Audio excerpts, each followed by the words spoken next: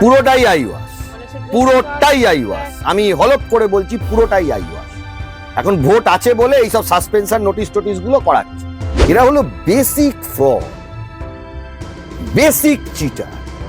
যে এমনই law and অর্ডারের সিচুয়েশন যে মুখ্যমন্ত্রী নিজে যুব ভারতীতে যেতে পারলেন না, ওনাকে পালাতে হলো।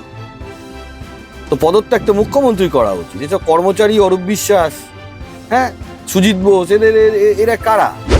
কোন ফিল্ডে প্রতারণা নেই এই সরকারে, এই মুখ্যমন্ত্রী সেইটা তো দেখাতে হবে। সেইটা নিয়ে তো একটা তদন্ত হওয়া উচিত। আমি তো ব্যক্তিগতভাবে মনে করি অ্যারেস্ট এবং এফআইআর যদি পুলিশ কারোর নামে করে, পশ্চিমবঙ্গ পুলিশ বা কলকাতা পুলিশ, সেইটা আমি মনে করি লড়াইয়ের প্রতীক, লড়াইয়ের সার্টিফিকেট। কর্মচারী দপ্তর বদল, কর্মচারী দপ্তর বদল। এ পদলোভী মুখ্যমন্ত্রী, পদ ছাড়া উনি কিছু বোঝেন না।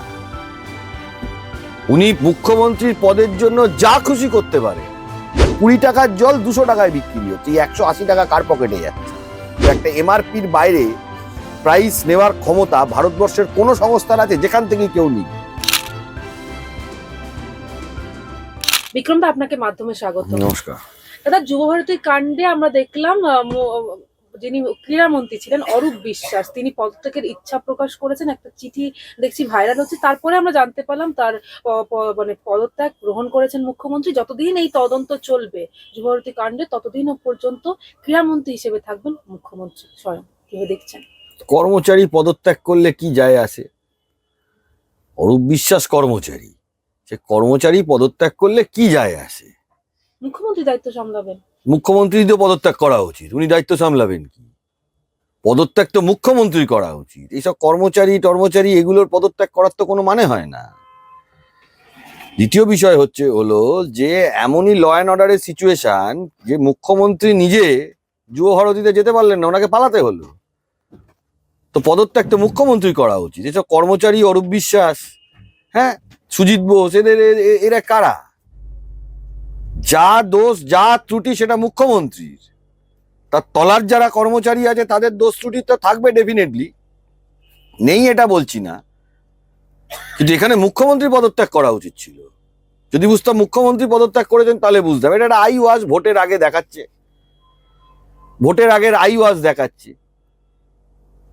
লক্ষ লক্ষ মানুষ প্রতারিত, যারা ফুটবল প্রেমিক তারা প্রতারিত, যারা মাঠে গেছিলেন তারা প্রতারিত। ছেড়ে দিন, অনেকে তো মাঠে যেতে পারেননি। মেসির কিছু শর্টস তো কলকাতার মানুষ সাক্ষী থাকতেন, তারা দেখতেন, তারাও তো প্রতারিত। কোন ফিল্ডে প্রতারণা নেই এই সরকারের, এই মুখ্যমন্ত্রী, সেইটা তো দেখাতে হবে। সেইটা নিয়ে তো একটা তদন্ত হওয়া উচিত যে চাকরির ফিল্ডে প্রতারণা নেই। কয়লা, গরু, একটা ফিল্ড দেখাতে হবে তো যেখানে প্রতারণা নেই। প্রত্যেকটা ফিল্ডে লাস্ট অব্দি খেলাধুলোর জগৎ ছিল, সেটাও একটা বড় প্রতারণার জায়গায় চলে গেল। কোনো আন্তর্জাতিক স্তরের কোনো ম্যাচ বা কোনো আন্তর্জাতিক স্তরের কোনো প্রোগ্রাম দেওয়ার আগে আন্তর্জাতিক স্তরে আর কলকাতার নামটা কি আসবে বা তারা চিন্তা করবেন? বা যদি চিন্তা করে দেওয়ার সময় একবারও তারা ভাববেন না? এটা কি আর সম্ভব হবে? হায়দ্রাবাদ পারলো, মুম্বাই পারলো। এবং আপনি মুম্বাইয়ের ঘটনার পরে, মুম্বাইয়ে যখন মেসি গেলেন, সচিন টেন্ডুলকার ছিলেন মাঠে। তারপরে মুম্বাইয়ের মানুষ,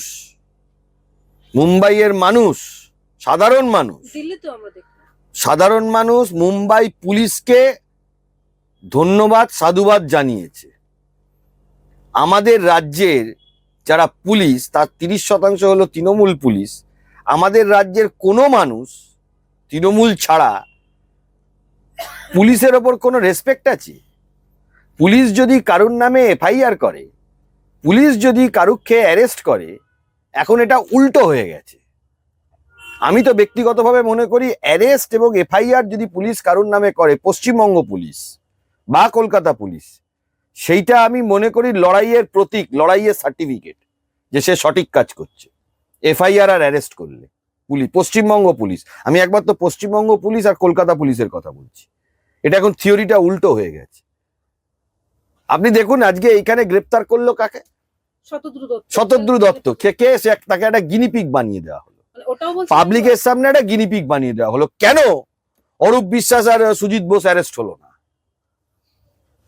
তাহলে পশ্চিমবঙ্গ পুলিশ বা কলকাতা পুলিশের তদন্ত বা এফআইআর এর কোনো ভ্যালু নেই, পাবলিকের কাছে অন্তত নেই। এবং এটা উল্টো, পশ্চিমবঙ্গ পুলিশ যদি কাউকে অ্যারেস্ট করে, দেখবেন আইনজীবীদের হ্যারেস করছে, যারা সরকারের বিরুদ্ধে কথা বলছে, দেখবেন একসময় প্রফেসর মহাপাত্রকে অ্যারেস্ট করেছিলেন, বিভিন্ন প্রফেসর ডাক্তার এদেরকে অ্যারেস্ট করছে, সাংবাদিকদের অ্যারেস্ট করছে। মানে কি? এরা সঠিক কাজ করছে, পুলিশ এফআইআর বা অ্যারেস্ট করছে, মানে ইট ইজ আ সার্টিফিকেট যে তারা ঠিক কাজ করছে। এখন আমি এটা মনে করি পশ্চিমবঙ্গ পুলিশ আর কলকাতা পুলিশের ক্ষেত্রে প্রযোজ্য। এবং আমি এটা বলছি না যে গোটা পুলিশ ডিপার্টমেন্টে সবাই অসৎ। পুলিশ ডিপার্টমেন্টে এখনো আমি বিশ্বাস করি 70% মানুষ আছেন যারা সততার সাথে লড়াই করছেন, কাজ করছেন। পুলিশ নিজে ডিএ পায় না। দাদা, অরূপ বিশ্বাস এই যে পদত্যাগ করলেন, সেক্ষেত্রে আমরা দেখলাম মুখ্যমন্ত্রী এখন থেকে ক্রীড়ামন্ত্রী হচ্ছেন। সেক্ষেত্রে আরেকটি প্রশ্ন, উনি তো ক্যাবিনেটের মন্ত্রী এখনো কিন্তু রয়ে গেলেন অরূপ বিশ্বাস, ওনার এখনো দায়িত্ব কিন্তু অনেকগুলো মন্ত্রক রয়ে গেছে। কর্মচারী দপ্তর বদল হয়েছে, কর্মচারী দপ্তর বদল হয়েছে। এটা স্বাধীন গণতান্ত্রিক রাষ্ট্রে আমাদের রাজ্যেও প্রায়শই হয়ে থাকে, এর বাইরে কিচ্ছু হয়নি, পুরোটাই একটা আইওয়াস। দাদা, একেবারে অরূপ বিশ্বাস তিনি বলছেন যে নিরপেক্ষ তদন্তের স্বার্থে তিনি এখন অব্যাহতি চাইছেন। অন্য ক্ষেত্রে পুলিশ মন্ত্রী তো মুখ্যমন্ত্রী, তিনি কি পদত্যাগ করবেন? মুখ্যমন্ত্রী তো পদত্যাগ করবে না, উচিত তো মুখ্যমন্ত্রীর পদত্যাগ করা। এ পদলোভী মুখ্যমন্ত্রী, পদ ছাড়া উনি কিছু বোঝেন না। উনি মুখ্যমন্ত্রীর পদের জন্য যা খুশি করতে পারেন। চিন্তা করতে পারছেন, টেন্টেড ক্যান্ডিডেটদের হয়ে রাজ্য সরকার লড়াই করছে, সুপ্রিম কোর্ট অবাক হয়ে যাচ্ছে। প্রথমে যখন আমরা সুপ্রিম কোর্টের কাছে গিয়েছিলাম তখন সুপ্রিম কোর্ট শুরুর দিকে আমাদের বিশ্বাস করেনি, এখন সুপ্রিম কোর্ট দেখছে আরে। তাই জন্য হাইকোর্টকে ডাইরেকশন দিচ্ছে, হাইকোর্ট যেন এনশিওর করে একজনও টেন্টেড ক্যান্ডিডেট না স্কিপ ওভার করে যায়। এটা হচ্ছে, এটা এটা কার নির্দেশে হচ্ছে এগুলো? আপনি সল্টলেকের একটা ছোট ঘটনা আমি বলি, যুব ভারতীতে 20 টাকার জল 200 টাকায় বিক্রি হচ্ছে, এই 180 টাকা কার পকেটে যাচ্ছে? যারা বিক্রেতা তাদের তো পকেটে হয়তো 20 টাকার জলে 5 টাকাও পকেটে যায় না, বাকি 175 টাকা কার পকেটে যাচ্ছে সেইটা কেন তদন্ত হবে না? এটা হয় কি করে? একটা এমআরপির বাইরে প্রাইস নেওয়ার ক্ষমতা ভারতবর্ষের কোনো সংস্থার আছে? যেখান থেকে কেউ নিক, পাউচ প্যাকে জল আলাদা কথা, তারও কিন্তু এমআরপি থাকবে, ম্যাক্সিমাম রিটেল প্রাইস থাকবে। যুব ভারতীর ভেতরে 20 টাকার এমআরপির জলের বোতল 200 টাকা করে বিক্রি হয়ে যে টাকাটা উঠলো, অন্তত 30-40 হাজার লোকের থেকে টাকাটা উঠেছে। জল প্রত্যেকে 1 বোতল না 3-4 বোতল করে নেয়। মাঠের মধ্যে এখনো আমাদের কলকাতায় সেই শীত পড়ে না, মানুষের জলের প্রয়োজন হয়। এই যে টাকাটা, এটা কোথায় গেল, কার পকেটে ঢুকলো, এটা কেন তদন্ত হবে না? টাকাটা কি লিপস অ্যান্ড বাউন্সে চলে গেল? দাদা, অসীম কুমার রায়ের নেতৃত্বে যে টিম গঠন করা হয়েছে, তারা একেবারে আজকে একটা রিপোর্ট পেশ করা হচ্ছে। সেখানে আমরা দেখতে পাচ্ছি ডিজিপি রাজীব কুমার এবং বিধাননগরের সিপি এনাদেরকে শোকজ করা হয়েছে। দেখুন, আমি বিশ্বাস করি যদি কোর্ট কোনো জুডিশিয়াল এনকোয়ারি করায়, হাইকোর্ট বা সুপ্রিম কোর্ট, তারা যদি কোনো জুডিশিয়াল এনকোয়ারি করায়, সেই জুডিশিয়াল এনকোয়ারিটা একদম নিরপেক্ষ হবে। এখানে একজন বিচারপতি রয়েছেন এই কমিটিতে, অবসরপ্রাপ্ত বিচারপতি রয়েছেন, কিন্তু তিনি একা নন। বাকি যারাই ওনার সঙ্গে আছেন তারা কিন্তু প্রত্যেকে সরকারের দ্বারা নিয়ন্ত্রিত। এই যেমন এসএসসি তে কমিটি তৈরি হয়েছিল, রঞ্জিত বাগ কমিটি, ওই কমিটিতে জাস্টিস বাগ ছাড়া বাকি যারা ছিলেন তারা কিন্তু সরকারের দ্বারা নিয়ন্ত্রিত ছিলেন না, ম্যাক্সিমামই ছিলেন না। একেবারে দাদা, আমরা দেখতে পাচ্ছি বিধাননগরের ডিসিপি অনিশ সরকার, তাকে সাসপেন্ড করা হয়েছে। দেখুন, এই তলার লেভেলের ডিসিপি ফিসিপি এদেরকে সাসপেন্ড করার কোনো মানে আসে না। এখানে যদি শোকজ না করে ওই সারদার লাল ডায়েরিটাকে সাসপেন্ড করতো আর ডিসিপ্লিনারি প্রসিডিং করে টার্মিনেশন ফ্রম সার্ভিস করতো, 12% সুদে টাকা ফেরত দিতে হবে, তাহলে বুঝতাম অ্যাকশন হয়েছে। এই ডিসিপি সাসপেন্ড, এটা এটা এটা এটা কোনো কিছুই হলো না। এটাও একটা আইওয়াস। মানে আপনি বলছেন এই যে যুবভারতী কাণ্ডে যা যা হচ্ছে পুরোটাই একটা আইওয়াস? পুরোটাই আইওয়াস, মানে পুরোটাই আইওয়াস। আমি হলপ করে বলছি, পুরোটাই আইওয়াস। এখন ভোট আছে বলে এইসব সাসপেনশন নোটিশ টোটিস গুলো করাচ্ছে।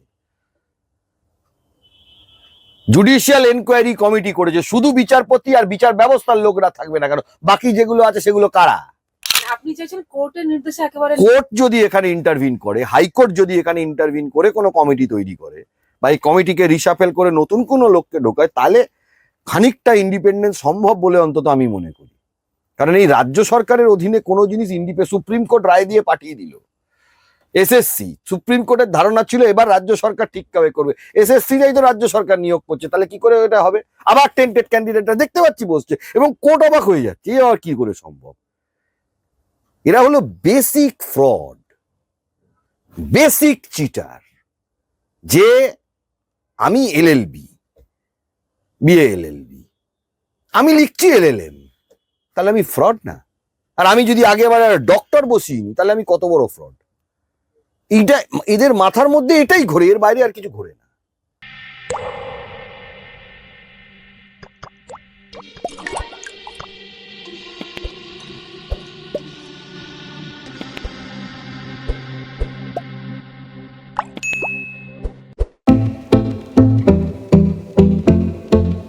भारत के हृदय प्रदेश मध्य प्रदेश की धरती, जहां परंपरा और प्रगति का संगम है, और यहीं भोपाल में पहली बार आयोजित हुआ ग्लोबल इन्वेस्टर्स समिट 2025। प्रधानमंत्री नरेंद्र मोदी जी के कर कमलों से शुरुआत और केंद्रीय गृह मंत्री अमित शाह जी का मार्गदर्शन। इसमें शामिल हुए 9 देश, 25,000 से अधिक निवेशक और 100 से ज्यादा विदेशी प्रतिनिधि।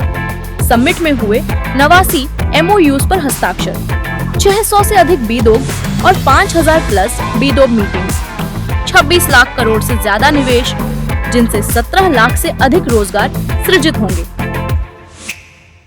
मुख्यमंत्री मोहन यादव के नेतृत्व में सिंगल विंडो सिस्टम, 29 दिन में भूमि आवंटन और उद्योग एवं रोजगार, वर्ष 2025 जैसी पहले मध्य प्रदेश बना देश का तीसरा सबसे बड़ा निवेश आकर्षण। यह सिर्फ एक समिट नहीं, बल्कि आत्मनिर्भर भारत की दिशा में मध्य प्रदेश की ऐतिहासिक छलांग है। मध्य प्रदेश उद्योग एवं रोजगार का नया गढ़।